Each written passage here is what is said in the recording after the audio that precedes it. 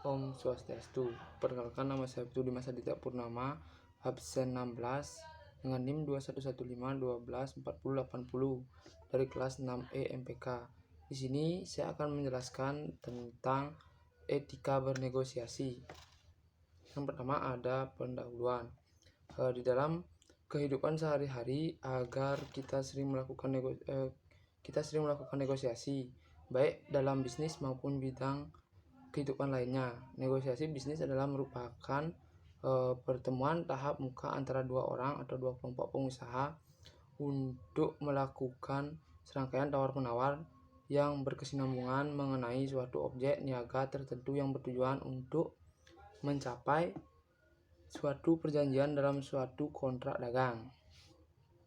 Di dalam dunia bisnis, kehidupan profesional, negosiasi adalah sebuah kegiatan yang umumnya dilakukan untuk mencapai kesepakatan antara dua belah pihak atau lebih.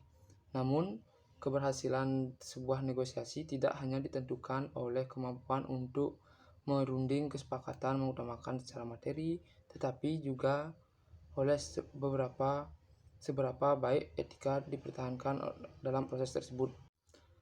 Selanjutnya, dalam dunia bisnis dan kehidupan profesional, negosiasi adalah sebuah kegiatan yang umum dilakukan untuk mencapai kesepakatan antara dua belah pihak atau lebih. Merunding kesepakatan yang mengutamakan keuntungan materi oleh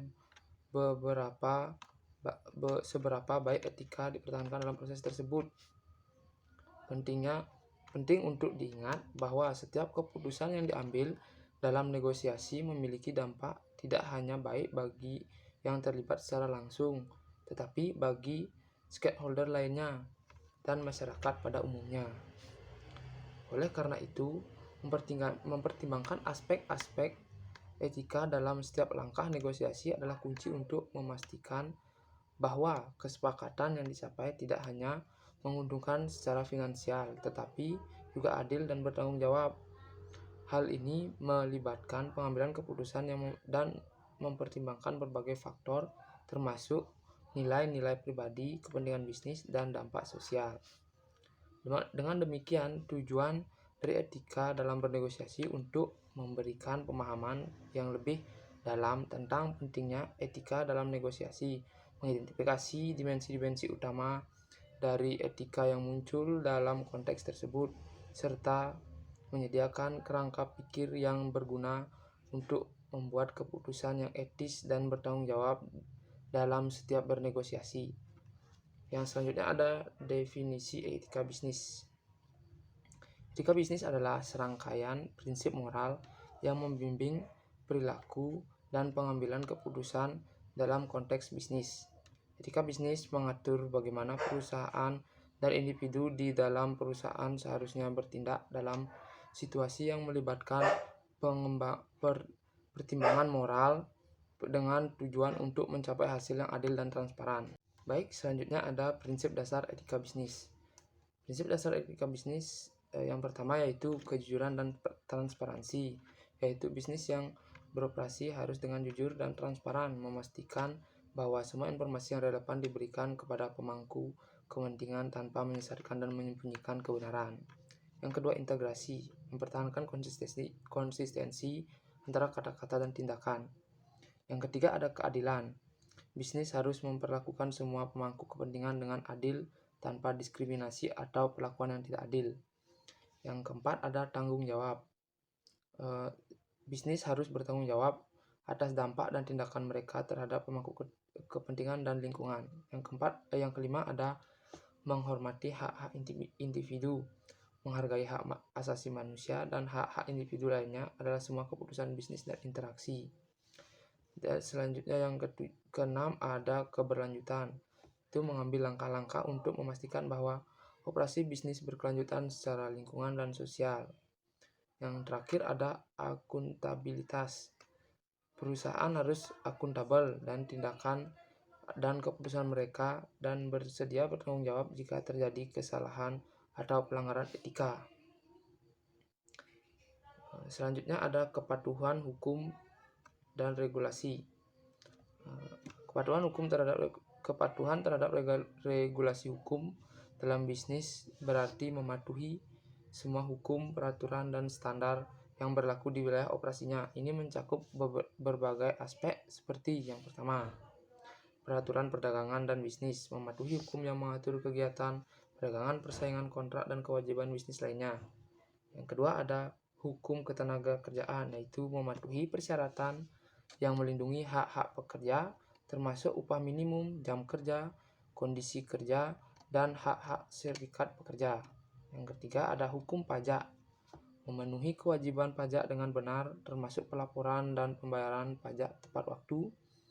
Peraturan lingkungan, yang keempat ada peraturan lingkungan, mematuhi regulasi yang melindungi lingkungan, seperti pengelolaan limbah, emisi, dan penggunaan sumber daya alam. Yang kelima ada hukum kesehatan dan keselamatan, memastikan bahwa tempat kerja aman dan mematuhi standar kesehatan dan keselamatan yang berlaku.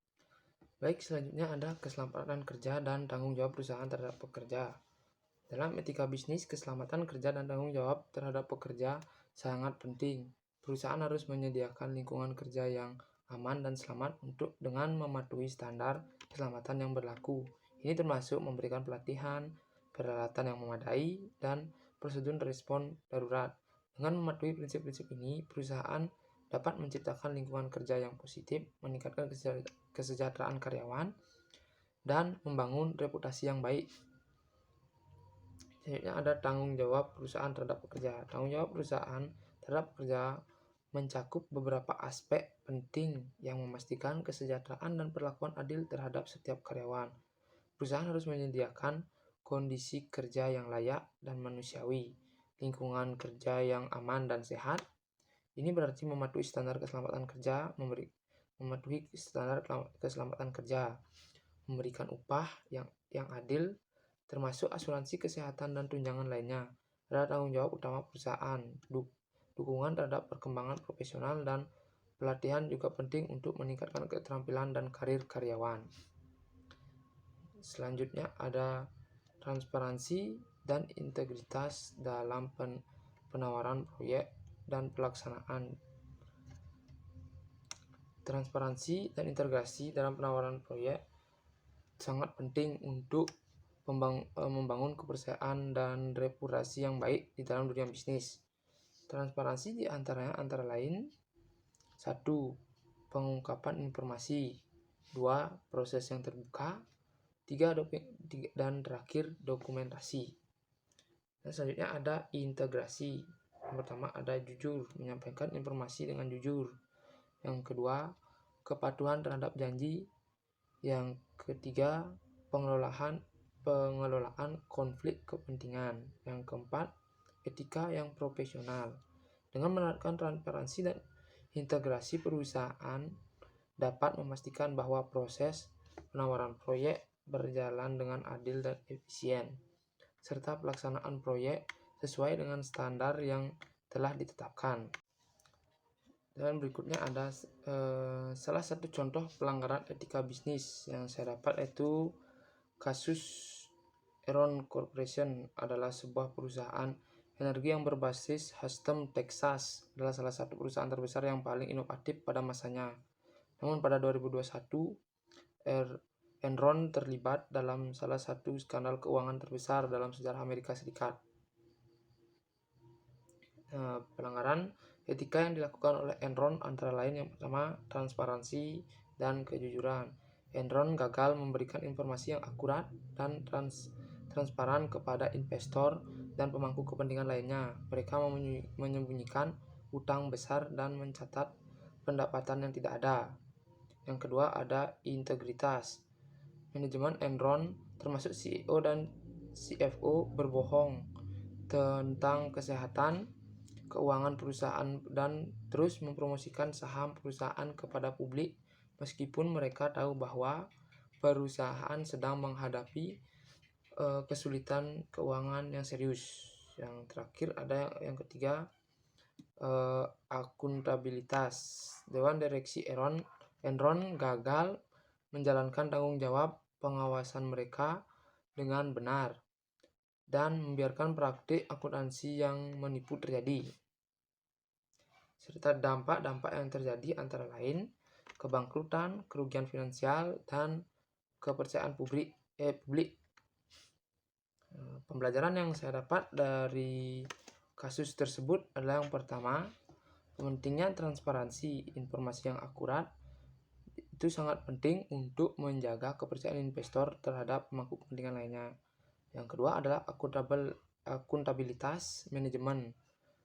Manajemen harus bertindak dengan integritas dan bertanggung jawab atas tindakan mereka. Yang ketiga, adanya peranan pengawasan yang harus aktif mengawasi operasi perusahaan dan memastikan kepatuhan terhadap prinsip-prinsip serta etika dan hukum. Dan yang terakhir, adanya kesimpulan. Kesimpulan dari presentasi saya adalah negosiasi adalah aktivitas penting dalam dunia bisnis dan kehidupan profesional yang harus dilakukan dengan mempertimbangkan aspek etika. Keberhasilan negosiasi tidak hanya diukur dari keuntungan materi yang diperoleh, tetapi juga seberapa baik etika yang dijaga selama prosesnya. Mempertimbangkan nilai-nilai pribadi, kepentingan bisnis, dan dampak sosial dalam setiap keputusan, dan membantu memastikan kesepakatan yang adil dan bertanggung jawab. Dengan menjunjung tinggi dan dalam negosiasi, kita dapat membangun kepercayaan, menghormati hak-hak semua pihak yang terlibat, dan menciptakan hubungan harmonis yang jangka panjang. Serta yang terakhir, mari kita semua berkomitmen untuk selalu mempertimbangkan etika dalam setiap bernegosiasi yang kita lakukan. Dengan melakukan prinsip-prinsip etika, kita tidak hanya mencapai kesepakatan yang menguntungkan, tetapi juga berkontribusi pada lingkungan bisnis yang lebih adil, transparan, dan bertanggung jawab. Ayo kita jadikan etika sebagai landasan utama untuk setiap negosiasi untuk masa depan yang lebih baik. Sekian dari saya.